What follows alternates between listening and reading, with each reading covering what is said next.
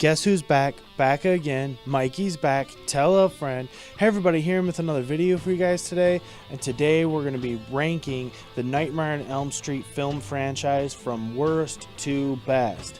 Yep, that's right. I am going to tackle my favorite horror franchise of them all and my favorite horror icon, Freddy Krueger. And we're going to look at and rank and give a quick review to all of the films in the franchise. And if you are new to the channel or if you like this video, please like, comment, and subscribe. Hit that bell notification. You guys know what to do.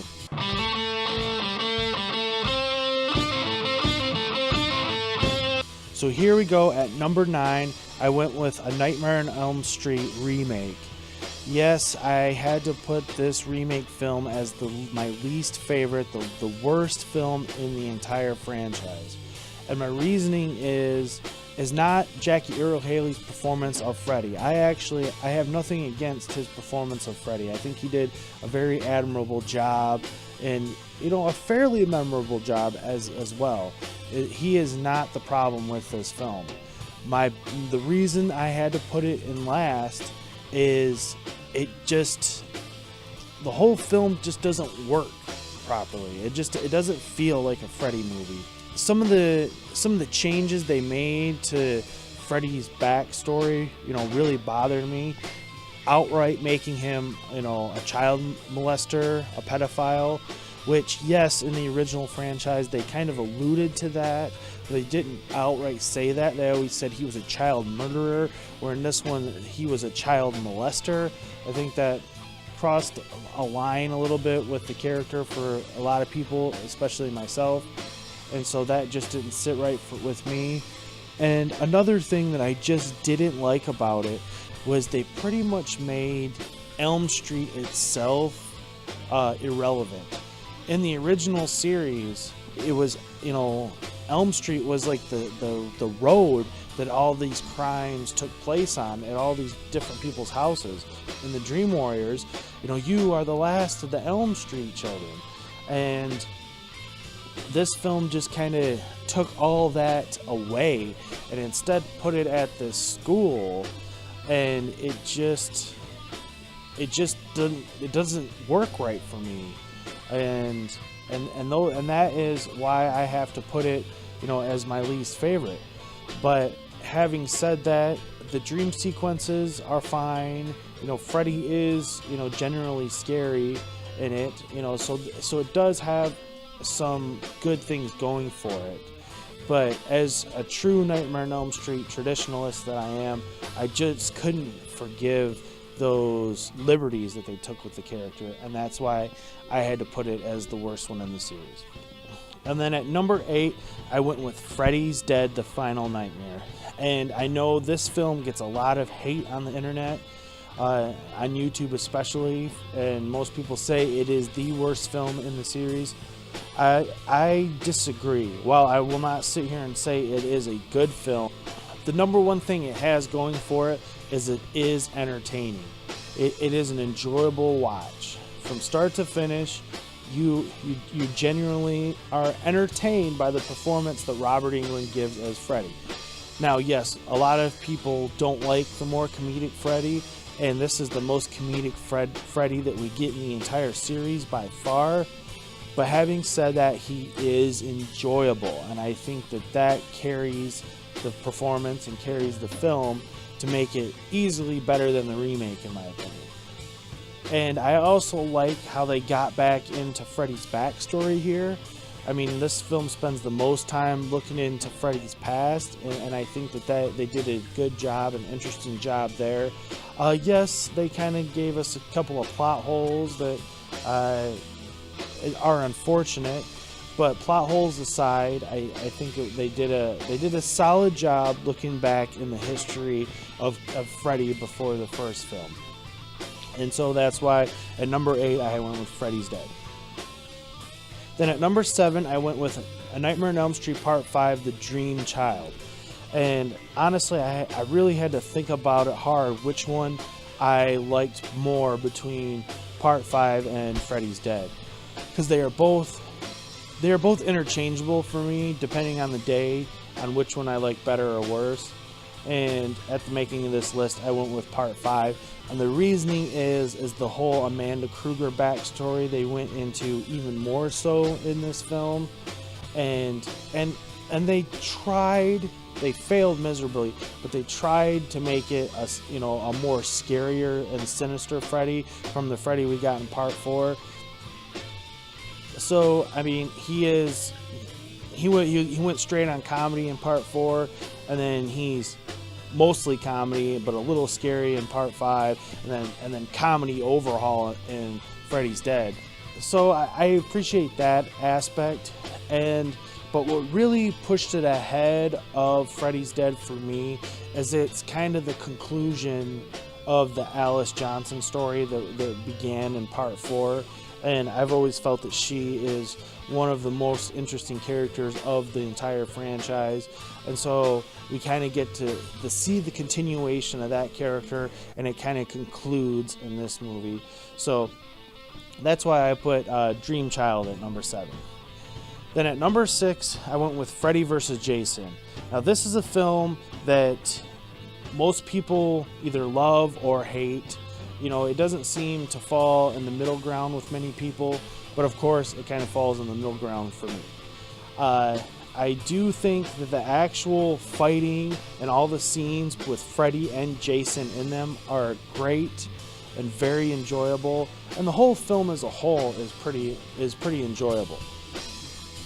But having said that, the actual human characters in this film, all the other characters not named Freddy or Jason, I think are terrible, are completely forgettable, and are just basically caricatures. They're not people you would really see in real life. And it gives it more of like a comic booky feel, but not like a MCU Marvel Cinematic Universe feel, but just a cheap, bargain bin comic book feel. And that just leaves me wanting more out of it.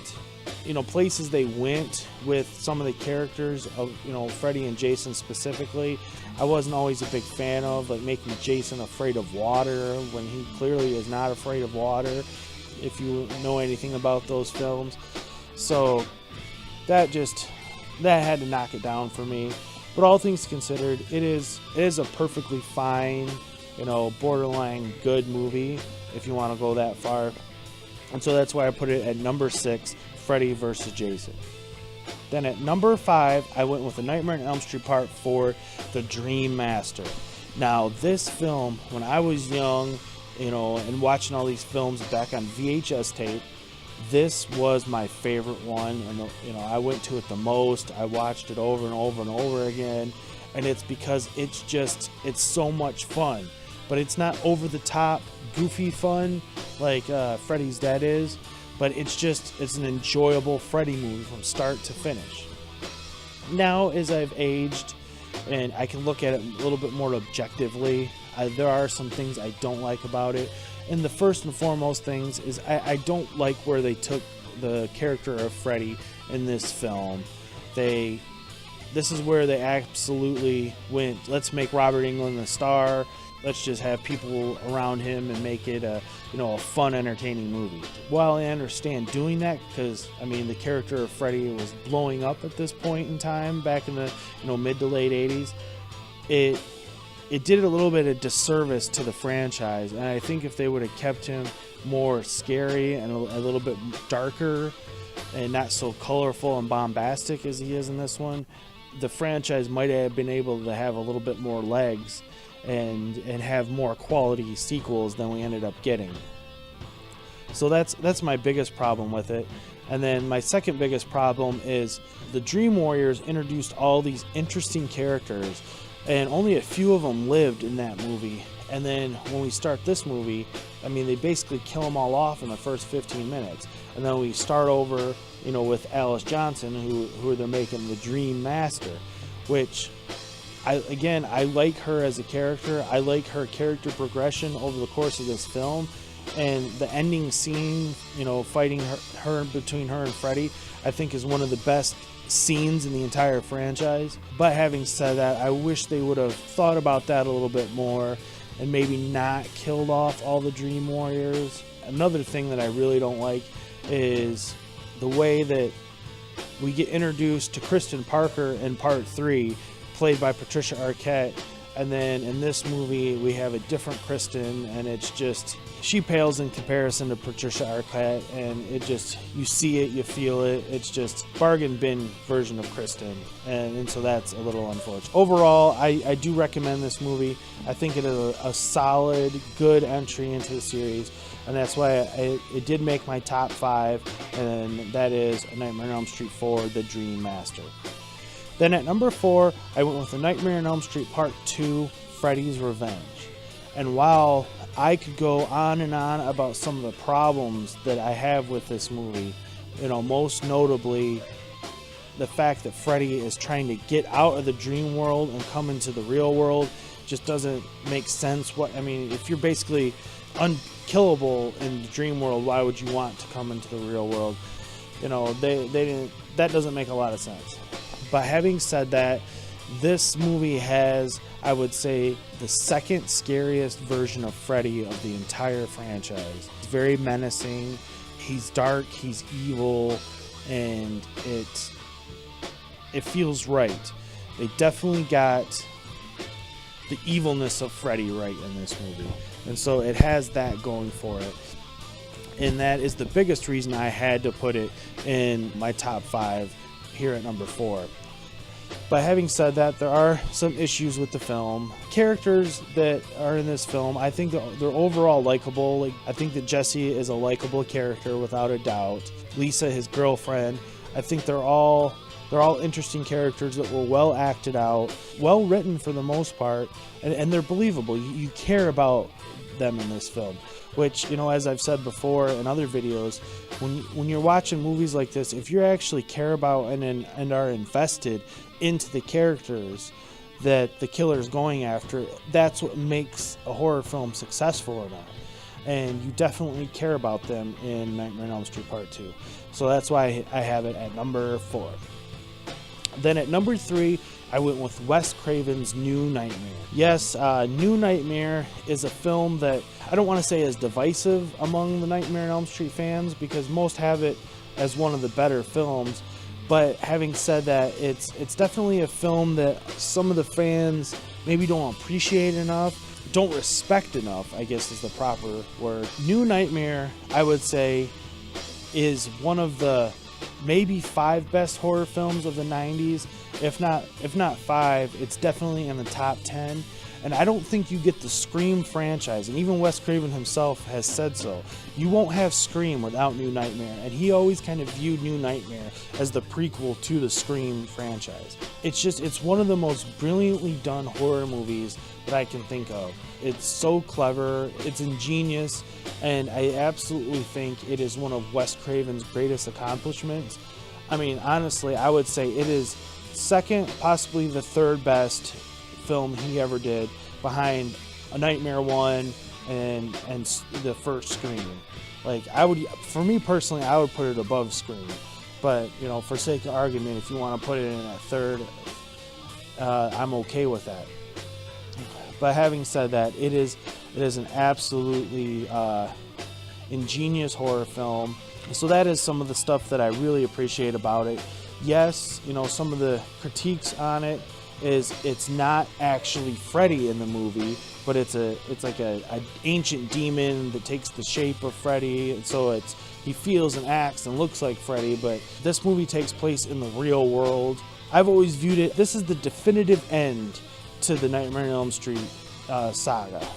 Like when I do a marathon, even though Freddy vs. Jason was made after New Nightmare, I always will put Freddy vs. Jason before New Nightmare, and then New Nightmare is the official end of the series, because there's nowhere else you can go after this film. It is the end.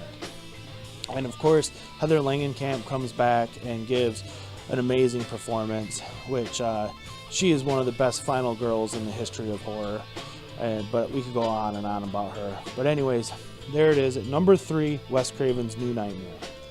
And then at number 2, I went with A Nightmare on Elm Street Part 3, The Dream Warriors. I can't speak highly enough of this film. To be completely honest, this is probably my favorite film in the franchise. I just love this movie. and it's one of my favorite films ever made. I would argue anybody, it is the best horror sequel of all time. Like, you are not going to get a better horror sequel than the Dream Warriors. Dream Warriors is the perfect Freddy movie. This is the movie where he does start to get a little comedic, but it mixes with the actual horror and terror well. They didn't go full on slapstick, Freddy. He's definitely menacing still, but he's menacing in a beautiful way. It is the best performance of Freddy. It is the most entertaining film in the franchise. They should have went more with this storyline. They should have dragged, this storyline was so strong that they should have went 2 or 3 more films with it. And I've always been sad that they didn't carry it on a little bit more, and they just kind of started over when they came to part 4 almost. That was a mistake. Can't speak highly enough of Dream Warriors. It's just a fantastic horror film and movie, period. And then at number 1, we have the original A Nightmare on Elm Street. No surprise there. Anybody that clicked on this list had to have known that it was going to come in at number 1. And it's because it is a horror classic. It started the whole franchise. It gave birth to Freddy Krueger. I don't know what I could really say about this movie that others haven't said a million times already. It is just, it's literally a modern horror classic. I mean, if you haven't seen this movie, shame on you. Or if you've only seen some of the sequels but you haven't seen this one, shame on you. Heck, Johnny Depp has a career because of this movie. It is just absolutely one of the best horror movies ever made. And there's really not much more I can say about it. It started the whole thing. And it is one of the pinnacles that stands up as good today as it did the day it was released.